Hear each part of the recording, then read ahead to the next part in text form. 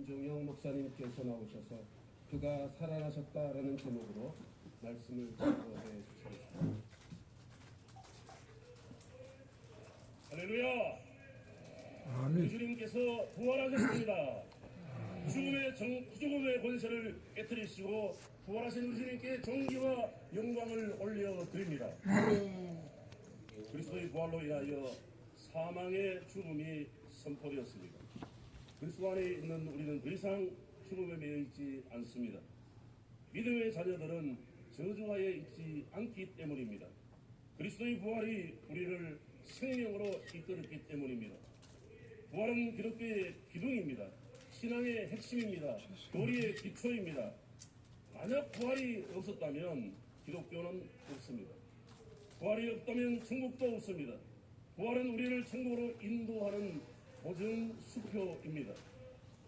부활은 새 생명의 씨앗입니다. 영광의 증표입니다. 소망의 초석입니다. 그런 부활이 있었기 때문에 기독교는 지난 2000년 동안 생명의 역사를 이루어 왔습니다. 복음으로 온 세상을 정복했습니다. 부활의 능력으로 인하여 기독교가 세상의 희망이 되었습니다. 인류의 빛이 되었습니다. 오늘 부활절을 맞이하여 우리는 이 시대를 살아가는 그리스도인으로서 부활의 능력을 경험하고 부활의 비전을 회복해야만 합니다. 부활의 아침을 맞이했던 성경의 이야기 속에서 우리 신앙의 본질을 찾고 주께서 다시 살아나신 날 한국교회와 성도에게 세 가지의 말씀을 함께 나누며 은혜를 받고자 합니다. 첫째, 한번 따라 하십시다. 부활 신앙을 회복합시다. 부활 신앙을 회복합시다. 부활의 아침 주님의 무덤을 차였던 여인들은 누구보다 먼저 부활의 기쁜 소식을 들은 사람들이었습니다. 예수님께서 십자가를 칠 때에 많은 사람들이 두려움 속에 주님을 떠났습니다. 제자들도 겟세마네 동산에서 도망쳤고 베드로는 세 번이나 주님을 부인했습니다. 그러나 막달라 마리아, 야고보의 어머니 마리아, 살로메는 끝까지 주님을 따랐습니다. 그들은 십자가 아래서도 주님의 마지막을 함께했습니다. 무덤 앞에서도 그리고 부활의 첫 증인이 되기까지 주님을 향한 신앙과 헌신을 지켰습니다. 예수님께서 예루살렘에 입성하실 때 수많은 군중들이 그분을 따랐지만 십자가의 고난 앞에서 사람들이 하나둘씩 떠나기 시작했습니다. 빌라도의 재판정에서 골고다 언덕을 향해 걸어가실 때에 주님을 따르던 자들은 사라지고 말았습니다. 그러나 이 여인들은 끝까지 남아 있었습니다. 십자가 아래에서 고통당하시는 주님을 바라보았고 마지막 순간까지 주님의 곁을 떠나지 않았습니다. 주님의 시신이 장사될 때도 함께 있었으며 안식 후 첫날 새벽에도 주를 향한 사랑으로 무덤으로 달려갔습니다. 그리고 바로 그 자리에서 그들은 주가 살아나셨다는 영광스러운 부활의 소식을 들었습니다. 주님께서는 권력자들이나 제자들에게 먼저 나타나지 않으셨습니다. 끝까지 남아있던 마리아들에게 부활의 소식을 먼저 전한 것입니다. 이것이 의미하는 바가 무엇이겠습니까? 부활의 영광은 끝까지 신앙을 지킨 자에게 먼저 임하는 것입니다. 믿음을 포기하지 않고 주님을 따른 자에게 주님의 승리가 먼저 선포되어지는 것입니다. 한국교회 성도들도 이 시대의 마리아가 되기를 원합니다. 기독교 부흥의 역사에는 언제나 그런 마리아들이 있었습니다. 교회 부흥 뒤에는 언제나 헌신적인 마리아들이 있었습니다. 예수의 생애 속에서도 초대교회에서도 한국교회 역사에서 부흥의 불길이 타올 때마다 눈물로 기도하고 헌신하며 희생했던 사람들이 있었습니다. 주님의 사역을 도왔던 마리아들, 은밀하게 주님을 섬겼던 마리아들, 옥합을 깨뜨려 주님의 장사를 준비했던 마리아, 십자가 아래 끝까지 신앙을 지킨 마리아, 부활을 목격하고 증거했던 마리아도 있었습니다. 한국교회도 이러한 마리아들이 함께했기 때문에 그동안 하나님께서 우리 대한민국의 한국교회에 큰 은혜를 베풀어 주셨습니다. 이제 다시 하나님께서 이런 마리아를 찾고 계십니다. 이런 마리아의 헌신과 기도가 필요합니다. 하나님께서는 눈물로 기도하는 하나님의 사람들을 사용해 오셨습니다. 한국교회의 부흥과 성장한 눈에 보이지 않는 기도의 용사들, 이름 없이 교회를 위해 헌신했던 성도들의 신앙과 희생 위에 세워졌습니다. 2025년을 살아가는 우리 한국교회 성도 여러분, 이 시대의 마리아로 다시 일어나기를 원합니다. 하나님 앞에 무릎 꿇고 기도하는 마리아들이 필요합니다. 밤을 지새며 교회를 위하여 기도하는 마리아들이 필요합니다. 가정을 위하여, 자녀들을 위하여, 한국교회를 위하여, 조국 대한민국을 위하여 기도하는 마리아들이 필요합니다. 한국교회 모든 성도들은 주님을 사모하는 마리아가 되어야 합니다. 주님을 기다리는 마리아가 되고, 주님께 헌신한 마리아가 되고, 주님께 모든 걸 드리는 마리아가 되어야 합니다. 부흥은 한순간에 일어나지 않습니다. 오랜 기간 동안 기도하며 헌신한 사람들의 눈물, 희생을 통해서 이루어지는 것입니다. 부활의 기적은 믿음을 지킨 자들에게 주어지는 하나님의 선물입니다. 십자가 아래에서 주님과 함께 울었던 자들이 부활의 기쁨을 가장 먼저 누리게 될 것입니다. 오늘 이 부활절을 맞이하여 우리가 결단해야 될 것이 무엇입니까? 바로 이 시대의 마리아가 되는 것입니다. 마리아처럼 끝까지 주님을 따르고, 마리아처럼 눈물로 기도하고, 마리아처럼 부활의 증인이 되어서 한국교회를 다시 살리는 일에 귀하게 쓰임받으시기를 예수 그리스도 이름으로 축원합니다. 아멘. 성도 여러분, 다시 일어섭시다. 다시 기도합시다. 다시 헌신합시다. 그리고 부활의 증인이 되십시다. 그가 살아나셨다 부활하신 주님을 찬양하며 이 시대의 마리아로 쓰임받는 모든 성도들에게 부활의 능력이 충만하기를 다시 한번 주의 이름으로 축원합니다. 오늘 읽으신 16장 7절 말씀에 보시면 먼저 달려 가신 주님에 대하여 천사가 예언들에게 드리는 말씀이죠. 이 본문은 원래 그러나 가라라는 말씀으로 시작됩니다. 슬픔 가운데 머물러 있지 말고 일어나 가라는 말씀입니다. 더 이상 좌절하지 말고 일어나 가라는 것입니다. 가서 부활하신 주님이 먼저 갈리로 가셨다고 전하는 것입니다. 그렇다면 주님께서 부활하신 후에 먼저 갈리로 가신 이유가 뭐겠습니까? 갈릴리는 최초의 복음을 전파하신 곳입니다. 능력을 많이 베푸신 곳입니다. 기적을 행하신 곳입니다. 제자들이 처음 부름받은 곳입니다. 헌신이 시작된 곳입니다. 또 이방인들의 출입이 잦은 곳입니다. 주님의 의도는 분명합니다. 제자들이 처음 부름받은 곳에서 다시 만나 첫 소명을 회복시키려는 것입니다. 기적과 부흥을 베푸시는 곳에서 다시 만나 사역의 비전을 새롭게 하려는 것입니다. 이방인 출입이 잦은 곳에서 다시 만나 이방 선교의 비전을 새롭게 주려는 것입니다. 주님의 변함없는 사랑과 용서에도 제자는 주님을 배반했고 떠났습니다. 외면했습니다. 그러나 부활의 주님은 제자들을 버리지 않았습니다. 포기하지 않았습니다. 그 사랑은 여전했습니다. 우리가 주님을 외면해도 범죄한다 할지라도 주님은 우리를 포기하지 않습니다. 죄인을 사랑하시는 사랑이 바로 복음이죠. 부활하신 주님은 실패한 제자들에게 다시 다가오셔서 첫 부르심을 회복시켜 주셨습니다. 한국교회는 갈릴리로 돌아가야만 합니다. 갈릴리는 우리가 가야 할 삶의 터전입니다. 살려야 할 일터입니다. 그 삶의 현장에서 부활하신 주님을 만나야만 합니다. 직장에서, 가정에서, 사업의 터에서 주님을 만나시기를 바랍니다. 부활하신 주님을 만나지 못하면 참된 제자가 될 수 없습니다. 이 세상을 변화시키는 일꾼이 될 수 없는 것입니다. 갈릴리로 가서 부활하신 주님을 만나 첫사랑을 회복하고 처음 부름받은 감격을 회복하고 처음 만났던 뜨거운 마음을 회복하기를 원합니다. 주님과 함께 능력 있는 사역자로 쓰임받는 우리의 인생의 후반전이 되기를 주의 이름으로 축복합니다. 한국교회는 갈릴리로 돌아가야 됩니다. 1907년 평양 대부흥의 현장으로 돌아가야만 합니다. 부흥의 불길이 타올랐던 곳으로 돌아가야만 합니다. 처음 주님을 만났던 감격과 불타는 헌신을 회복해야만 하는 것입니다. 한국교회가 첫사랑을 되찾고 첫 소명을 회복할 때 다시 부흥의 역사가 일어날 줄 믿습니다. 이방 선교의 비전 다시 불태워야 합니다. 갈릴리에서 주님을 만나 이 비전을 새롭게 합시다. 이방 선교는 하나님의 소원이요 아버지의 마음이요 역사의 목적이요 인간 존재의 이유이고 교회가 존재하는 목적이기 때문입니다. 주님을 만나서 잃어버린 영성도 되찾아야 합니다. 주님께서는 제자들에게 귀신을 쫓아내는 권세를 주셨습니다. 갈릴리에서 그런 권세를 다시 우리가 회복해야만 하는 것입니다. 부활하신 주님을 만나서 이 놀라운 이 능력의 권세를 반드시 회복하시기를 바랍니다. 한국교회가 다시 갈릴리로 가서 부활하신 주를 만나 우리 민족을 향한 사명을 오늘 이 자리에 모인 또 영상으로 이 말씀을 함께 나눈 모든 성도들이 이 사명을 되찾아야 합니다. 부활하신 주님을 만나는 것이 한국교회의 소명이요 대한민국의 희망임을 믿습니다. 둘째, 연합과 일치를 이룹시다. 한번 따라합시다. 연합과 일치를 이룹시다. 그리스도의 부활은 단순한 사건이 아닙니다. 부활은 죽음을 이기신 하나님의 능력입니다. 그 능력은 역사 속에서 하나님의 백성들을 일으켜 세우고 교회를 부흥시키고 세상을 변화시키는 원동력이 되었습니다. 우리는 그 놀라운 이 부활의 능력을 우리가 회복해야만 합니다.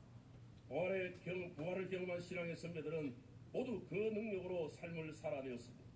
이제는 우리가 그 부활의 능력을 회복하여 한국 교회와 이 땅을 새롭게 해야만 하는 것입니다. 성경을 보면 부활의 능력을 믿었던 자들이 시대를 변화시켰는데 다윗은 절망의 순간에도 부활의 신앙을 붙잡았습니다. 그는 사망의 골짜기에서도 나의 힘이 되신 여호와여 내가 주를 사랑합니다라고 고백하며 하나님을 의지했습니다. 수많은 고난과 시련 속에서 그는 하나님께서 자신의 구원에 계심을 확신했습니다. 사도 바울은 부활의 능력을 체험한 대표적인 인물이죠. 감옥에 갇혔습니다. 매를 맞았습니다. 배가 난파당하는 수많은 고난을 겪었지만 나는 죽고 내 안에 그리스도가 사심을 선포하며 부활신앙으로 승리했습니다. 바울은 부활하신 주님을 만난 후 자신의 삶을 온전히 복음 전파에 헌신하며 죽음을 두려워하지 않았습니다. 초대교회 사도들도 마찬가지였습니다. 예수님의 부활을 목격한 그들은 세상의 박해, 위협 앞에 복음을 오히려 전파하며 생명을 바쳤습니다. 스데반은 돌에 맞아 순교하며 주여 내 영혼을 받으시옵소서 기도했고 베드로와 요한은 감옥에서 부활의 복음을 담대하게 전했습니다. 성경의 거장들은 부활신앙과 부활의 능력으로 교회를 단단하게 구축했습니다. 부활신앙의 거장들이 교회의 역사의 중심축을 만들어내었습니다. 역사 속에서도 부활의 능력은 계속되어졌습니다. 윌리엄 캐리, 허드슨 테일러, 찰스 펄전 같은 주의 일꾼들은 부활신앙을 가지고 선교와 목회에 헌신했습니다. 그들은 복음을 걸고 목숨을 걸고 복음을 전거했고 하나님 나라를 확장하는 일에 자신을 바쳤습니다. 한국교회의 선교사도 마찬가지입니다. 토마스 언더우드 아펜젤러 선교사들은 이 땅의 복음을 증가하게 하여 자기의 생애를 바쳤습니다. 특히 토마스 선교사는 양 땅의 성경을 전하다가 순교하면서 마지막 순간까지 하나님의 말씀을 전했습니다. 이들 부활의 거장들이 교회의 일치와 연합을 위하여 교회가 하나 되는 일에 앞장섰습니다. 그럼 오늘 우리는 어떤 신앙을 가지고 있는가? 오늘 우리는 어떤 부활 신앙을 가지고 있는가? 부활 신앙이 있었기 때문에 1907년 평양 대부흥이 일어났고 이 부활 신앙이 있었기 때문에 1970년, 80년에 한국교회는 엄청난 부흥을 가져왔습니다. 코로나 팬데믹 속에서도 한국교회는 다시 일어나고 있습니다. 이제는 우리가 일어나야만 할 때입니다.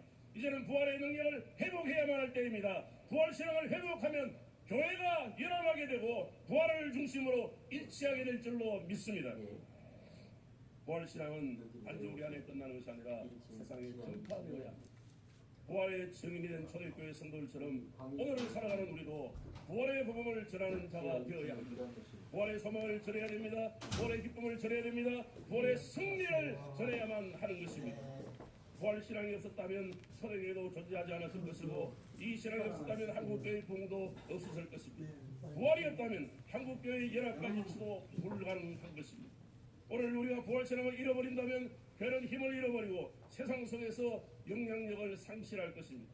그러나 다시 부활 신앙을 회복하게 되면 우리가 다시 일어나게 되는 것입니다. 그렇기 때문에 한국교회는 부활을 매기로 하여 연합하여야 하는 것입니다. 부활의 능력으로 각 교단 교파를 초월하여 일치를 이루어야 합니다. 각 교단 교파마다 정체성이 있고 신학의 해석이 각각 다르다 할지라도 기독교 되게 한 강력한 무기인 부활을 매개로 연합과 일치를 이루어가기를 원합니다. 한국교회는 많은 도전과 위기 앞에 직면해 있습니다. 신앙의 자유가 위협받고 교회 안에서도 분열과 갈등이 끊이지 않습니다. 다시 부활신앙을 붙잡고 교단과 교파를 초월하여 서로 인정하며 연합하고 일치한다면 강력한 부활 능력의 시너지를 발할 줄 믿습니다.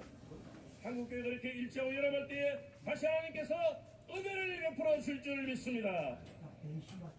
이제 한국교회가 연합과 일치를 통해서 우리 하나님께 영광을 올려드리고 서로 힘을 합하여 세상 속에서 부활의 복음을 증거하는 정인의 삶을 살아가는 한국교회가 되기를 주의 이름으로 축원합니다. 세 번째 한번 따라하실까요? 회복과 희망을 전합시다.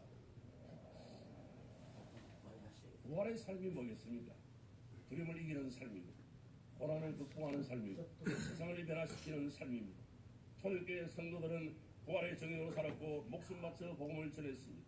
그들은 핍박과 환난 속에서도 주님의 복음을 확신하며 담대하게 나아갔습니다. 결국 이 신앙이 로마 제국을 변화시켰고 세계의 역사를 새롭게 했습니다.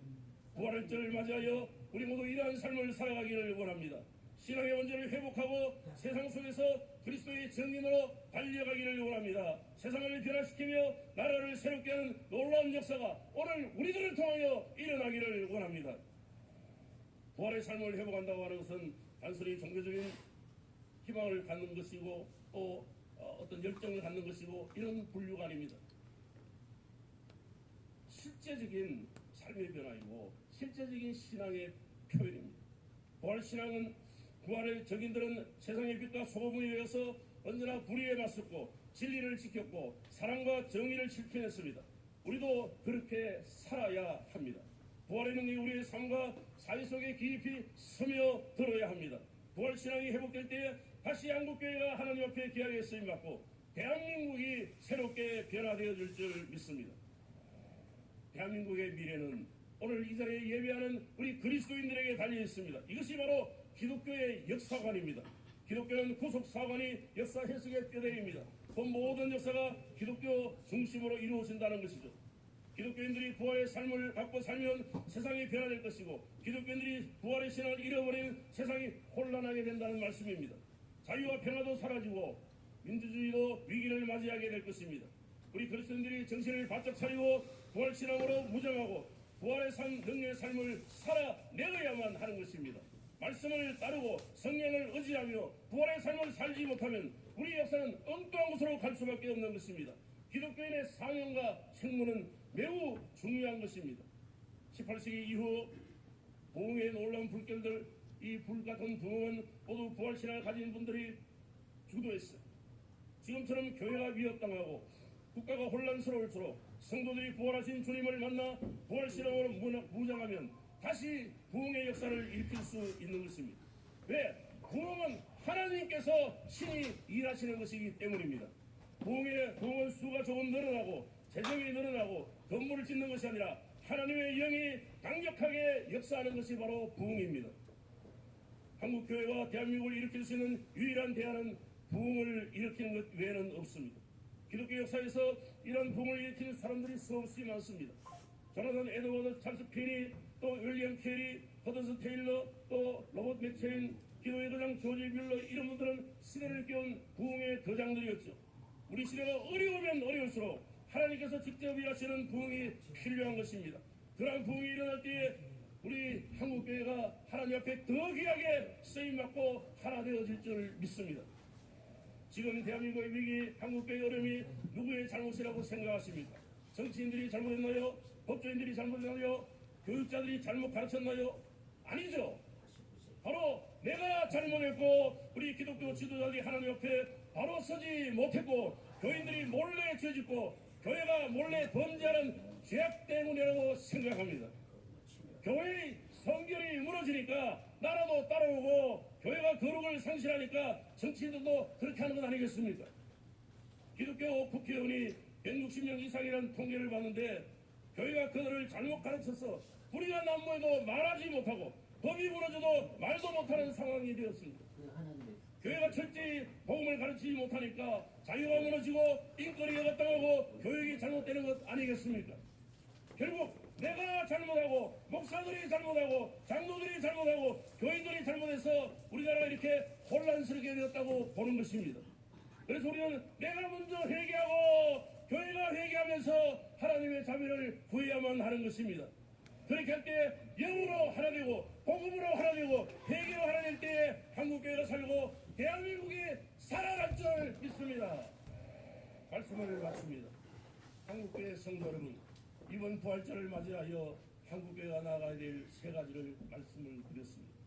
부활신앙으로 견고히 무장하고 부활의 능력으로 일치와 연합을 이루고 부활의 삶과 강력한 부흥으로 대한민국과 한국교회가 회복하여 희망을 전하자고 말씀을 드렸습니다.